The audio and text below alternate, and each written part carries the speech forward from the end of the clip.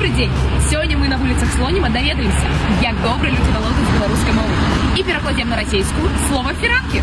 Ведаеце вы, як перакладаецца з беларускага слова фіранкі? Як называется? Фиранки. Фиранки. Да. Шторы, занавески. Правильно, спасибо. Фиранки. Что такое фиранки? Наверное, эти, что сверху одеют эти, на окна. Правильно, занавески, шторы. Да. Так, як по-русски будет слово фиранки? Занавески. Файно, дякую. Фиранки? Да. Не слышал. Подсказывают. А что это? Занавески. Слово фиранки. Так. Фиранки. Куранки. Фиранки. Занавески. Правильно. Отлично. Як по-российски будет слово фиранки? Давайте я вам подскажу. Это такие предмет декору, які вешаются здесь. Фиранки. Задвигач.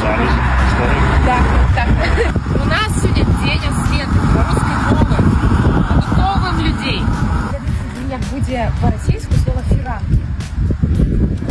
А белорусскую мову вы вивчаєте в школе? Так. Ну, давайте я вам подскажу. Это такий предмет побуту, декору, які вешаются кудись. Может, не знаю, картина, где-то. Роздвигаються ще зранку. Шторы.